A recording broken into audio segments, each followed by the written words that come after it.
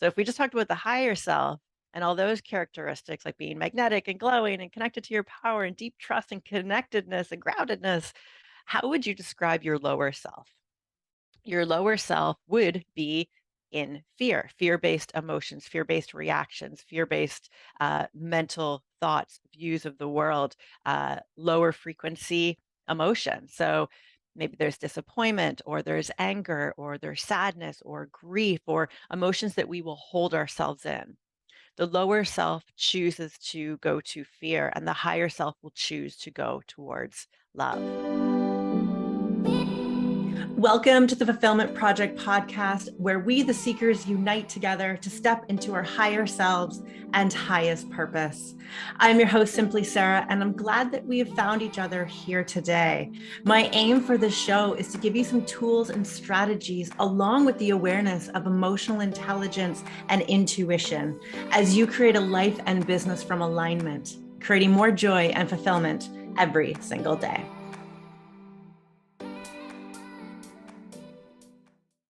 Hello, sister friend. Welcome to the episode here today on the Fulfillment Project podcast. If you're watching the YouTube version of this, the video version, you'll see Callie, my little Siamese kitty baby over here. She's always in my office with me and follows me everywhere. I have two Siamese cats, and they're both sisters, Chloe and Callie.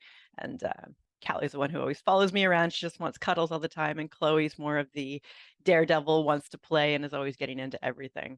I know if you have pets, you can definitely attest to the different personalities that come out of them.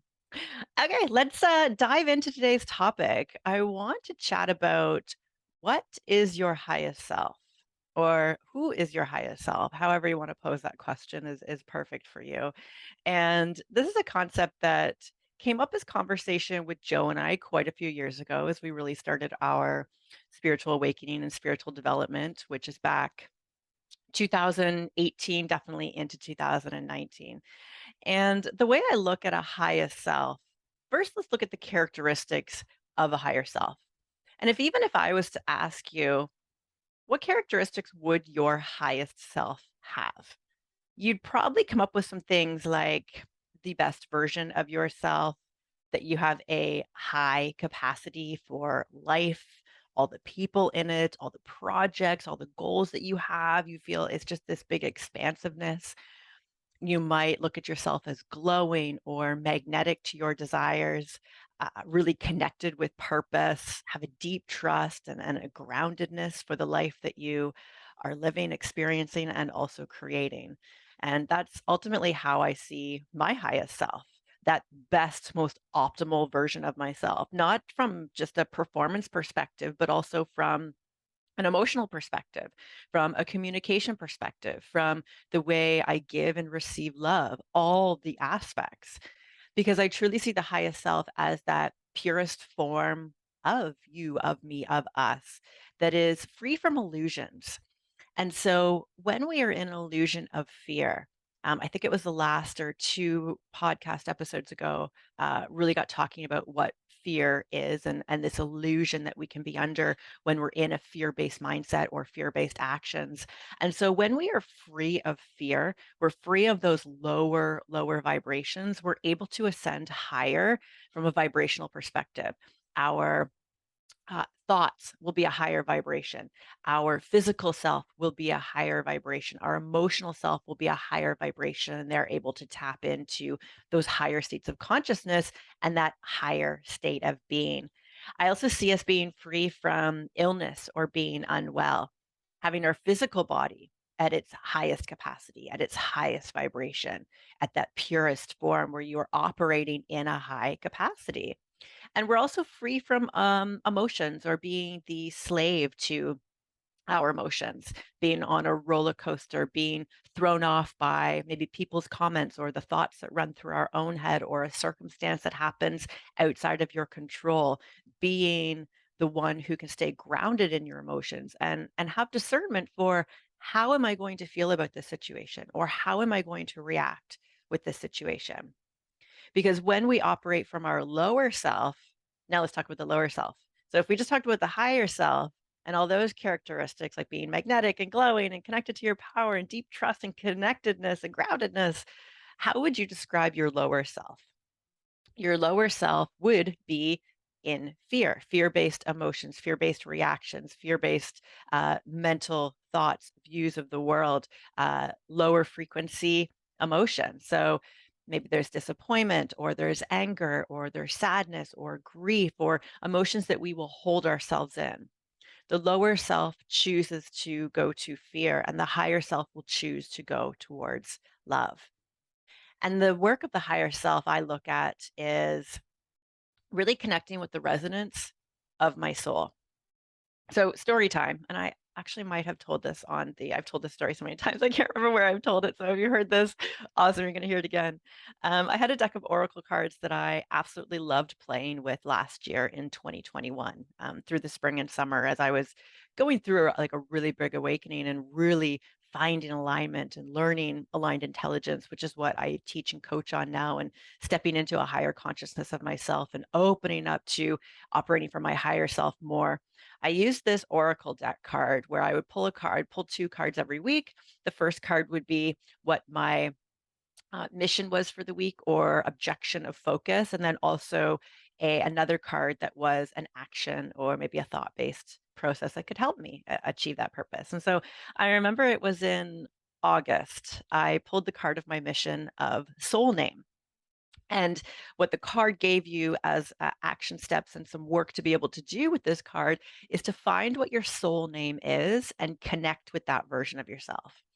And I thought this was so cool. And so, I read a card, and of course, nothing comes to me. And when we're looking for answers, or seeking to understand ourselves a little bit deeper, we need to get out of the logical mind. And so it wasn't something that I sat there and I'm like, "Do, do, do. What is my soul name? What do I want my soul name to be?" It's not about that. It's finding something that resonates with you. And this is going to come usually when we're in a feminine energy of having a lot of space, not a lot of deadlines, maybe a lot of connection, or being in nature, being as opposed to doing. That's where creative downloads come in, and really we open ourselves up to intuition and receiving more guidance. And so I actually went away up north. I was with my friends Claudia and Emma, and as I was going through the days of either driving up there or interacting with the girls, I was reading a book. I was noticing whether it was something that was in a song, or someone talking on the radio, or a conversation I was having, or something I read in a book.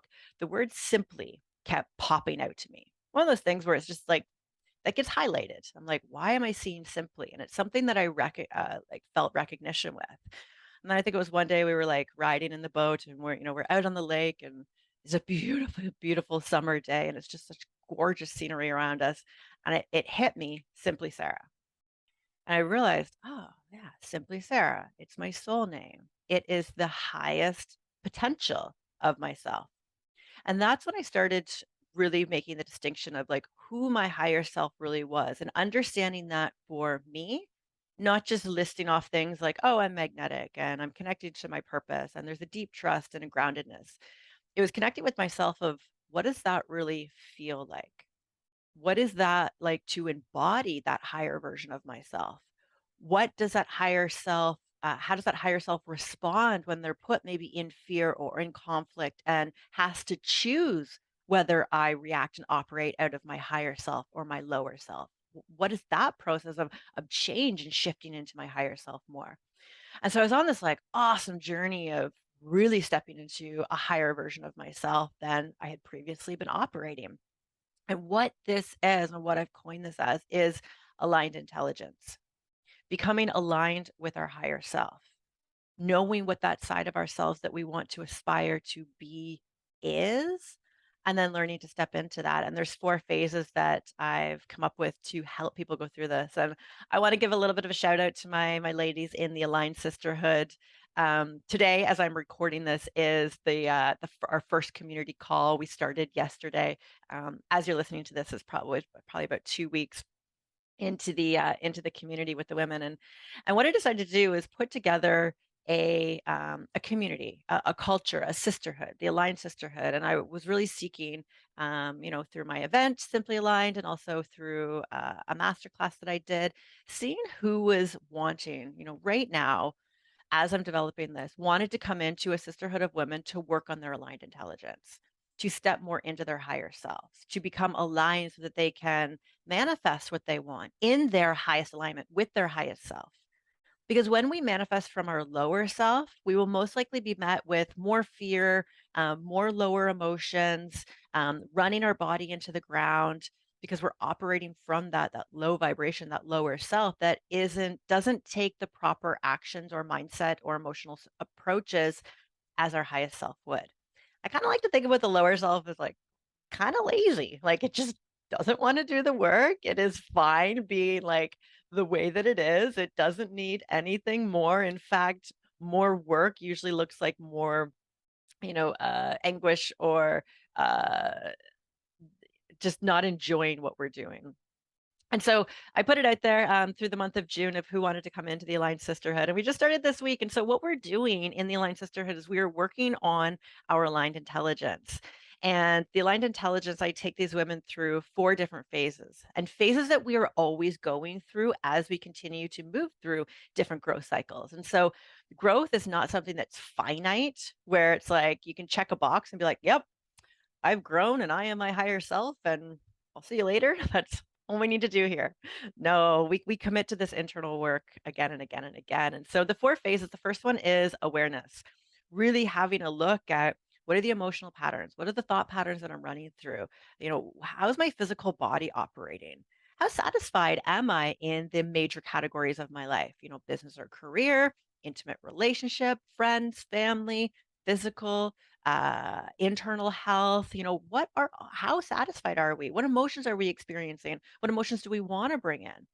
What cognitive distortions or limited thinking do we have in these areas that are blocking our potential? Looking at how high is our vibration? Like, what is our consciousness level at in order for to look at what we're actually manifesting? Also, looking at our masculine and feminine energy. As a core essence feminine woman, which is who I work with, we need to be mindful that we're not too much in our masculine or too much in the feminine. Aligned manifestation takes a beautiful balance of the masculine and feminine energy. And so we're having awareness over all these like cool things that we need to have a look at in order to step more into our highest self and do some healing and some growth work. The second phase is awakening, shaking up routines, looking at a different potential, getting out of our rut.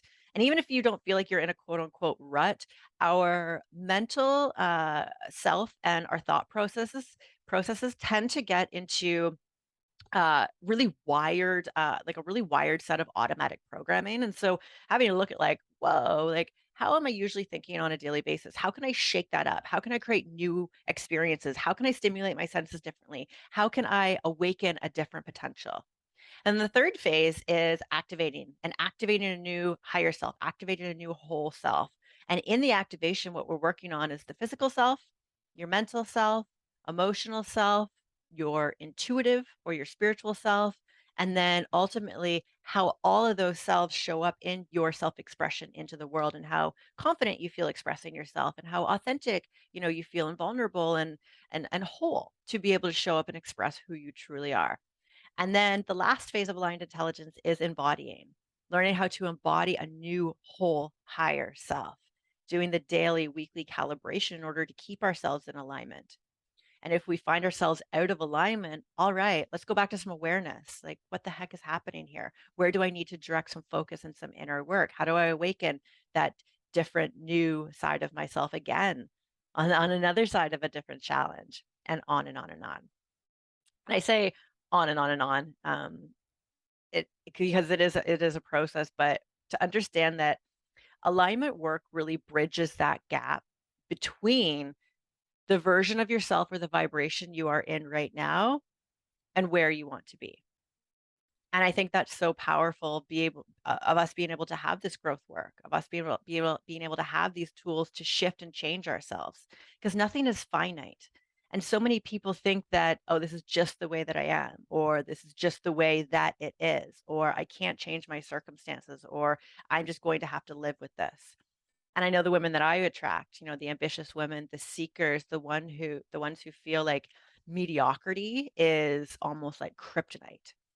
And not that we can't have, or not that we don't want stability or sameness or routine, but making sure that we don't fall into the lower self. the one who gets lazy with our thinking patterns, or like I like to call it like sloppy thinking, the one who doesn't want to manage our emotional state, so not want to reach for higher emotions, not want to reach for higher thoughts, not want to do the work in order to make ourselves better and more whole on the other side. And that's what alignment work is. It's increasing the wholeness of yourself, your whole self, and increasing that vibration so that we can be at our highest self and manifesting from alignment.